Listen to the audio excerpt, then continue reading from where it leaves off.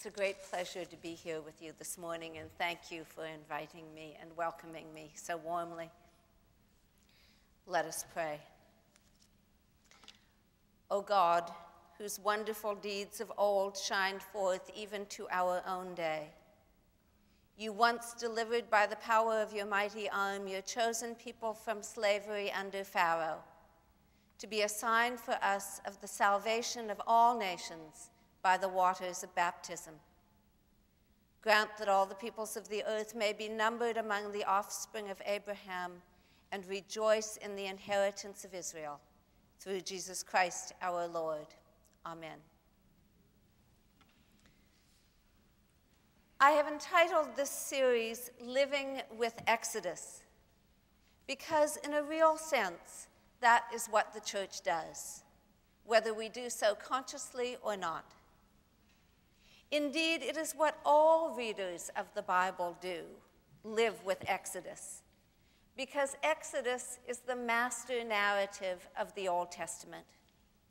It is the story that underlies nearly all the other stories in the Hebrew Scriptures. So Jews live with Exodus too, and on the whole, Jews live with Exodus more consciously than do Christians. This is an important point for us, not only because Jews are now our neighbors in faith, but also, of course, because Jews in the past were our parents in faith. The Gospels were written by Jews whose minds were steeped in the master narrative of Exodus, and it fundamentally shapes how they tell the story of Jesus. So, for instance, when Matthew records that Herod set out to kill all the boy babies in and around Bethlehem, he expects his readers to recognize that the king in Jerusalem is acting just like Pharaoh did eons before, when Pharaoh decided to kill all the Israelite boy babies so they would not grow up to rebel against him. Herod, then, Matthew is saying, is the new Pharaoh, desperately trying to secure his throne at any cost. And we can see what Herod and Pharaoh cannot see, that they are pitting themselves not against a human threat to their power, imagined or not, but rather they are pitting themselves against the power of God. If your eyes are sharp, you will see other signs in the Gospels that the evangelists are telling their story against the backdrop of Exodus. When Jesus goes up on a mountain, a high hill in Galilee, and gives instructions to a large crowd, instructions about how to live so as to honor God and neighbor, think Sinai. When Luke, at the account of the Transfiguration, speaks of the Exodus, that's the Greek word exodus for departure, way out. When Luke says that Jesus is going to accomplish his exodus at Jerusalem, then the evangelist is sort of poking us in the ribs, as though to say, get it? Jesus' death and resurrection is the new exodus. It's the way out of bondage into freedom. Or better, it is the way out of bondage to death into life with the God who, in the Book of Common Prayer's lovely phrase, into life with the God whose service is perfect freedom. This same line of thinking is why I began with a prayer that speaks of God having once delivered by the power of God's mighty arm the chosen people from slavery under Pharaoh to be a sign for us of the salvation of all nations by the waters of baptism.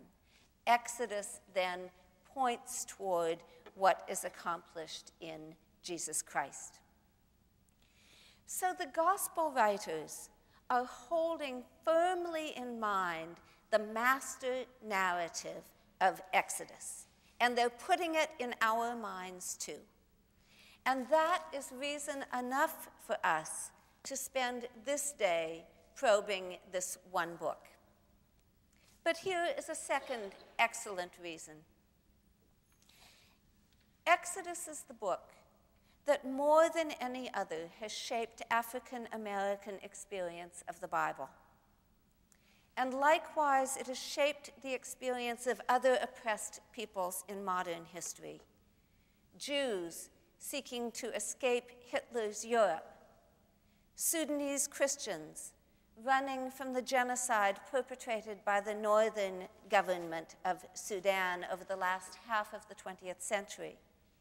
These people, both Jews and Christians, looked to Exodus as the master narrative that provided the frame for their own stories of oppression and death threatening to extinguish a whole people.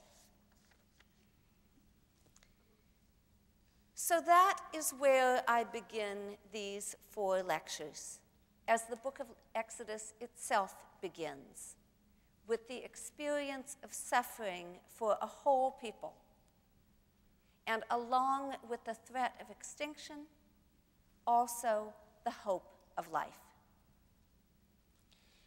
The king of Egypt, Pharaoh, is probably in the whole Bible the most clearly drawn portrait of the oppressor with a capital O. Starting in chapter 1 of Exodus, we see and hear more of Pharaoh than of any other ruler in the Bible except David. But I nearly forgot. Before we hear from Pharaoh in chapter 1, we need to hear from the narrator of this story, who sets the whole scene for us with this genealogy. These are the names of the sons of Israel who came to Egypt with Jacob, each coming with his household: Reuben, Simeon, Levi, and Judah, Issachar, Zebulun, and Benjamin, Dan and Naphtali, Gad, and Asher. We normally skip over genealogies like these. They're often regarded as the telephone directories of the Bible, that someone may have accidentally slipped into the ancient manuscript. But that's not the way the biblical writers viewed them. Rather, the genealogies are a highly condensed way of bringing a lot before our eyes at once. They're a sort of synopsis of God's plan, somewhat like the way a PBS television serial might flash previous episodes before your eyes in preparation for the one you're about to see this evening. Now, most biblical genealogies are vertical. They go through multiple generations in order to point to the birth of one individual: Noah, Abraham, Jesus. But this genealogy, this list of names that begins the book of Exodus, is different. It's a horizontal genealogy. It's a sort of like one branch on a family tree. It's showing us one generation, a whole generation in a snapshot. 12 brothers and their offspring. And as one of the great medieval Jewish commentators says, this shows us precisely how few the house of Israel was, how small was the base on which God is going to build the future. Verse 5 of chapter 1, the total number of persons that were of Jacob's issue came to 70, Joseph being already in Egypt. So from these 70 people, something new and surprising begins to unfold. Joseph died, and all his brothers, and all that generation. But the Israelites were fertile and prolific. The Hebrew actually says they swarmed. They multiplied and increased very greatly so that the land was filled with them. They were fruitful. They swarmed. They multiplied. Where have you heard this language before? You can actually talk to me. Okay, we're in Genesis 1. Be fruitful and multiply, of course, addressed first to the non-human creatures, then to the human creatures. But even more precisely, this is what God says to Noah's descendants after the flood. So Genesis 9, verse 7, when God says, "And you, be fruitful and multiply, swarm on the earth and be fruitful in it." Exactly the language here. Be fruitful, multiply, swarm on the earth. This is what God said to Noah after the flood. Now we see that at last, God's plan for humankind is beginning to be fulfilled. It's being fulfilled contrary to all expectation. It's being fulfilled by Israel in Egypt.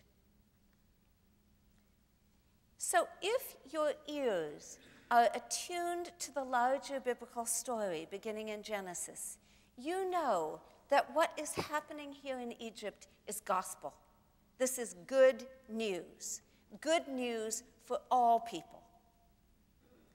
But there is one person in the world, at least, who does not rejoice in this fulfillment.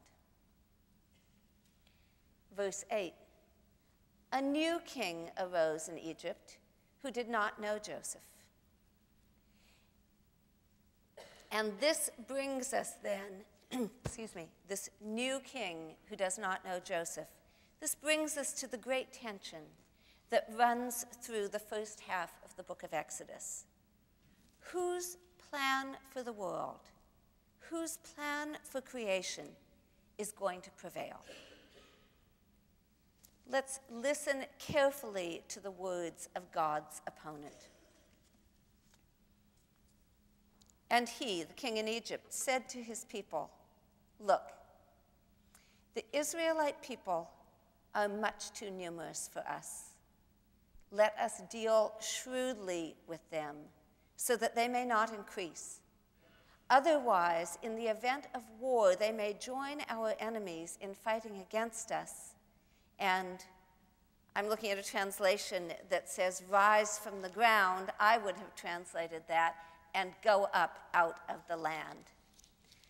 So they set taskmasters over them to oppress them with forced labor. And they built store cities for Pharaoh, Pithom and Ramses. But the more they were oppressed, the more they increased and spread out, so that the Egyptians came to dread the Israelites. You could also translate that, the Israelites made them sick to their stomach. The Egyptians ruthlessly imposed upon the Israelites the various labors that they made them perform. Ruthlessly, they made life bitter for them with harsh labor at mortar and bricks, and with all sorts of tasks in the field. The king of Egypt spoke to the Hebrew midwives, or you could translate that, the midwives of the Hebrew women, and we'll talk about that in a minute. One of whom was named Shiphrah, and the other one Puah, saying, when you deliver the Hebrew women, look at the birthing stones. If it is a boy, kill him. If it is a girl, let her live. Okay, 3 things to note in this first speech of Pharaoh. In verse 9, the Israelite people is more numerous and powerful than we are, Pharaoh says to his people.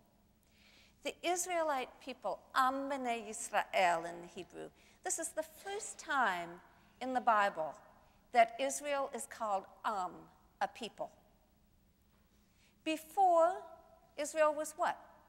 It was a family. It was a group of brothers and their sister. But now Israel is an a people. They are a player on the world stage. And Pharaoh is the first one to name them as such. As we shall see, Pharaoh is wrong about almost everything else. He's dead wrong about almost everything else, but he's right about that. Israel is now a player on the world stage, and that scares him. A second thing to note here, verse 12. The more they afflicted them, the more they multiplied and burst out, is what the Hebrew says. They burst the bounds. And the Egyptians, as I would translate it, the Egyptians felt sick because of the Israelites. The Hebrew word vayakutsu, the Hebrew word suggests dread. That's what I read you from the first translation. It suggests dread or disgust. I translate it feeling sick to your stomach because it's that feeling of fear and loathing mixed that I think you feel in your belly or some lower region of your body. Fear and loathing. That's what Pharaoh feels for Am Yisrael, the people of Israel. A third thing to note in this opening speech. The Egyptians need these people that they represented in the person of Pharaoh. They need these people that they hate having in their midst. Verse 13.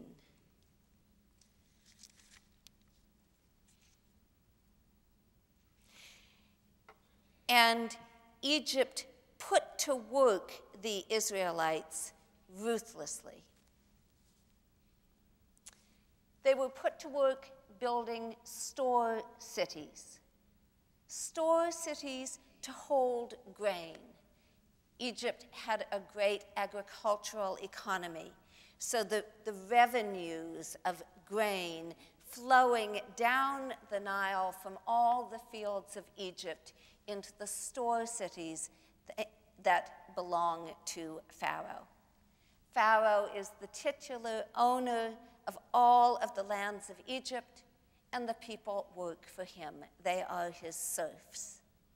This is the base of Egypt's economy, the source of Pharaoh's wealth and power, all of that grain flowing down the Nile into Egypt, into Pharaoh's store cities, Ramses and Pitom.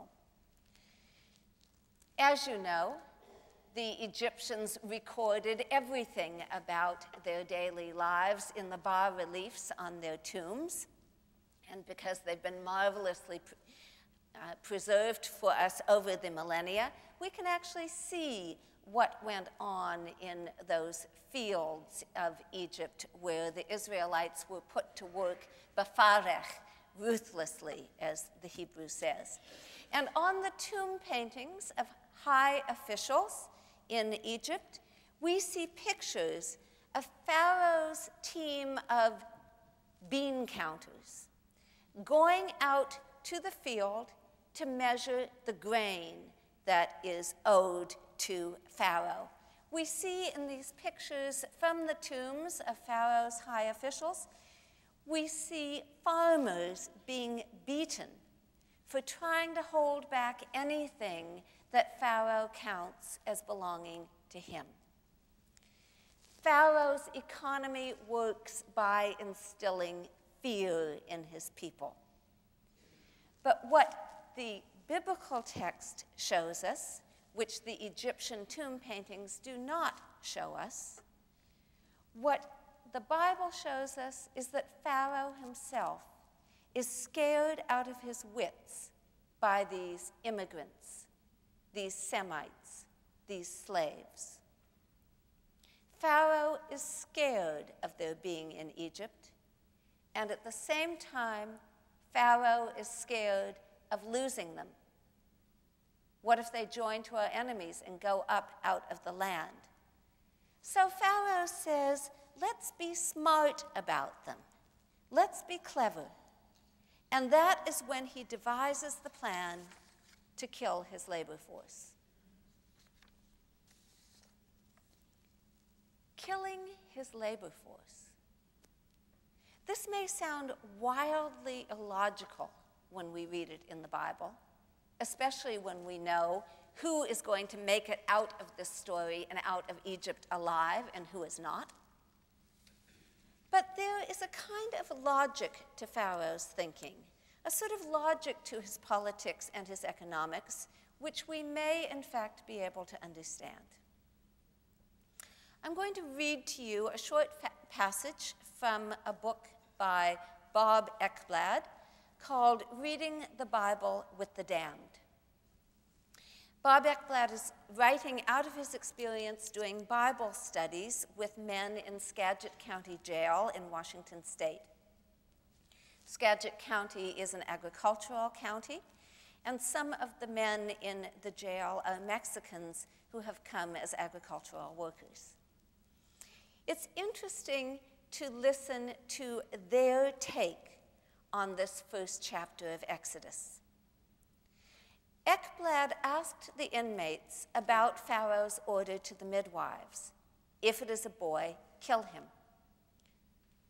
Why, Ekblad asked the incarcerated men, why would boy babies be targeted? And the answer came, they were worried that the boys would grow up and turn against the state, someone says. For that reason, they decided to try to kill them before they became a problem. Do you see this happening in any way today, I ask? Prisons and jails all across America are filled with young men of color. Yeah, man, they must be afraid of us, says Jesse. The police stop us for nothing, only because we're brown-skinned. Here it says that the Pharaoh was also worried that they would lose their workers, someone adds. The Egyptians needed the people because they themselves didn't want to do the work. Here it's the same. The gabachos, the non-Hispanics, don't want to do the work picking fruit, the work in the fields. Only the Mexicans do this. Yet the migra still deports us.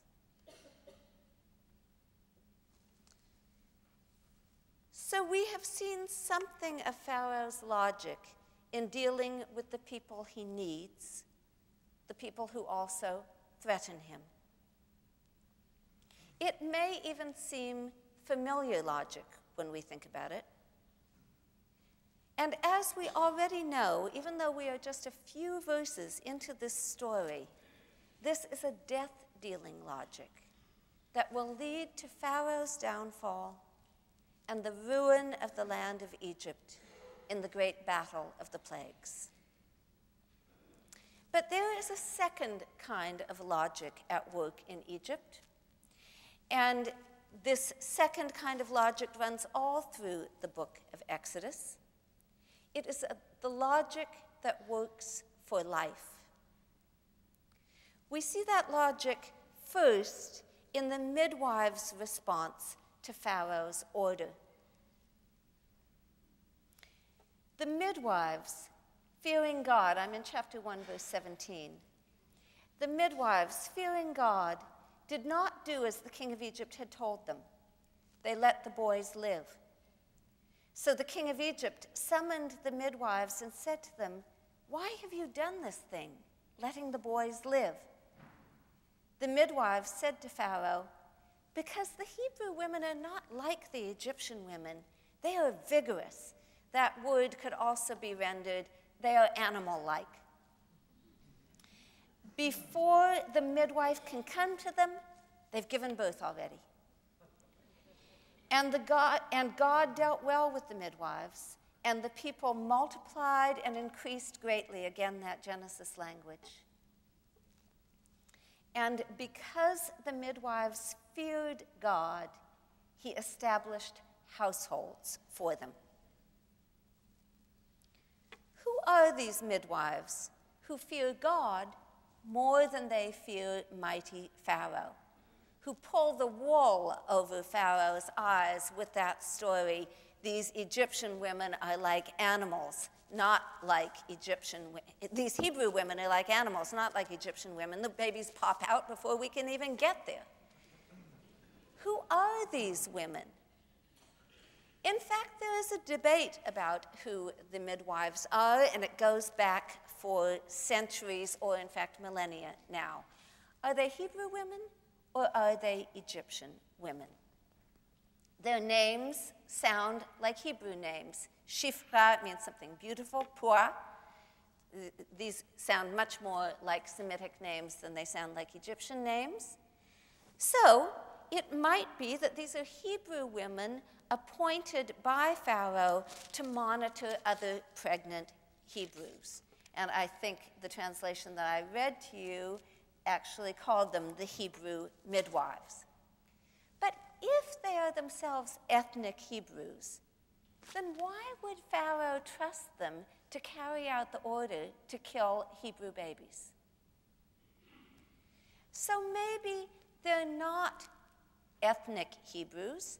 Maybe they are Egyptian women who are appointed to serve as midwives to the Hebrews. The Hebrew text actually reads, they are the midwives of the Hebrew women. So it's ambiguous. And when these, let's suppose for a moment, and when these Egyptian women report back to Pharaoh, then they're smart enough to talk like good Egyptians. These Hebrew women, they're like animals. We are told twice in this paragraph I've just read you that the midwives feared God. The Hebrew phrase, fearing God, for us it tends to be negative. A lot of translations tend to say, hold God in awe, have reverence for God, something like that. But the Hebrew phrase, Yirat Adonai, fear of the Lord, it's the closest we have in the Bible to a word meaning true religion. Okay. These midwives have true religion. And it is noteworthy that whenever the Old Testament speaks of a Gentile, a non-Israelite, as someone who fears God, always in that context, it designates somebody who shows mercy to the minority, to the stranger, to the defenseless outsider. Rabbi Michael Goldberg says, in the last analysis, to fear God means to see the other not as other, not as stranger, not as outsider, but as fellow creature who is also part of the whole of God's holy, good creation. To see God is to see the other as a fellow creature who is also part of the whole of God's holy, good creation. So fearing God means to see the other not as other. Maybe this is the point of the midwives who look sort of like Egyptians and sort of like Hebrews. From an Israelite perspective, they cannot be identified as either us or them. The midwives who treat the Hebrew mothers with compassion are not the radically other. They are fellow creatures, all of them vulnerable in this death machine that is Pharaonic Egypt.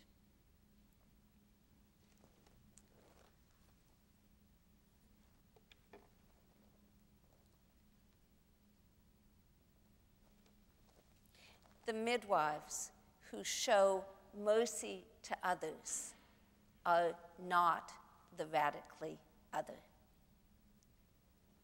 But still, even though they disobey it, Pharaoh's order stands. The boy babies must be killed. And now, if the midwives won't accomplish that, it becomes the responsibility of every good Egyptian citizen. Verse 22, then Pharaoh charged all his people, saying, every boy that is born you shall throw into the Nile, but let every girl live. Of course, the next person who will dramatically disobey that order is Pharaoh's own daughter, who, instead of throwing a Hebrew baby into the Nile, will draw one out. I've moved to chapter 2, verses 5 and 6. And the daughter of Pharaoh went down to the Nile to wash, and her young women were walking alongside the Nile, and she saw the casket, the basket, in the midst of the reeds, and she sent out her serving girl, and she took it. And she opened, and she saw him, the child, and woe, a little boy crying. And she had compassion upon him, and she said, this is one of the Hebrews. You know the story. Moses' own mother is hired as his wet nurse. And, excuse me, Moses' mother is hired as his wet nurse. This is another instance where the line is blurred between an Egyptian woman and a Hebrew woman, where women from both peoples are cooperating on the side of life. An Egyptian and a Hebrew woman cooperating on the side of God's plan. And Pharaoh's daughter does not try to hide what she has done. She doesn't try to disguise her disobedience to her father's order. Far from it, she proclaims it from the rooftops, so to speak, in the name that she gives to her son. Verse 10, when the child grew up, the child's mother brought him to Pharaoh's daughter, and he became her son. She named him Moshe, Moses, explaining, I drew him out of the water. So every time you look at this child, you remember her disobedience to Pharaoh. Moses became her son, the son of Pharaoh's daughter. Moses became the little prince of Egypt. And at the same time, he remains the son of the Hebrew woman who birthed him and nursed him. Now, putting these two stories of Hebrew women and Egyptian women together, we begin to see the strangeness and the boldness of how the book of Exodus begins. This is the book about the formation of Israel as a people, as God's uniquely chosen people. Now, of course, when I say that Israel is chosen, I'm looking forward to what God will say to the people at Sinai. Sinai has been rightly understood in Jewish tradition as a kind of wedding ceremony between God and Israel, when God takes a vow. I have lifted you up on eagle's wings and brought you to myself, and if you keep my covenant, you will be a special treasure to me out of all the nations. That's about as romantic as it gets in the Bible. Well, it gets a little bit more overtly romantic in the Song of Songs, but won't surprise you to learn, perhaps it won't surprise you to learn, that in Jewish tradition, the Song of Songs is read as a commentary on Exodus. Okay? You will be a special treasure to me. It's just you and me, God and Israel. So one might think that if Israel is chosen by God, then every other nation is, well, not chosen by God. You might think that every other nation is outside God's plan, if not opposed to God's plan, as Pharaoh himself clearly is. But already here, in the beginning of the book of Exodus, that way of reading the story, that way of understanding what it is to be chosen as God's holy people, is getting undermined. Intriguingly, that possible way of understanding what it is to be God's chosen people is being undermined by stories of women who are so often the marginalized, the outsiders to the public story of a nation. And that women were marginalized was as often true in the biblical world as it is in our own. Not inevitably, not invariably true, but often true. The idea that one people is part of God's story and another people is not part of God's story, this is undermined three ways in these first two chapters of Exodus. One, it's undermined by midwives who might be Hebrews, but very likely are Egyptians, but still they fear God and they act to save God's people. Second, an exclusive understanding of chosenness is undermined by two mothers of one son, one a Hebrew slave and the other an Egyptian princess, neither of whom would be the mother of a living child were it not for the selfless and risky action of the other. Third, the notion that being chosen by God is an exclusivizing identity is undermined in the very person of Moses, who, being the son of two mothers, is equally an Egyptian and a Hebrew. You can, in fact, give an Egyptian rendering of his name. It means son of in Hebrew, in Egyptian, just as you can give a, like Tutmos, just as you can give a Hebrew interpretation of his name. The exclusivizing notion of what it is to be chosen by God is undermined by Moses, the Egyptian prince who has compassion on Israelite slaves. And here I turn to chapter 2, verse 11. Sometime after that, when Moses had grown up, he went out to his kinsfolk and witnessed their labors. He saw an Egyptian beating a Hebrew, one of his kinsmen. This is, interestingly, Moses' first independent action. He goes out to see how the slaves are being treated, and he looks upon their suffering. It would seem then that these early stories are offering a model for a kind of human interaction that becomes, shall we say, the condition for Israel's chosenness. A model of compassionate alliance, risk-taking alliance, which quickly blurs the boundary between God's people and those who are not God's people, who can so easily be construed as the enemies of God. We might say that these first two chapters of Exodus offer us two different models of what it is to be an Am, a nation.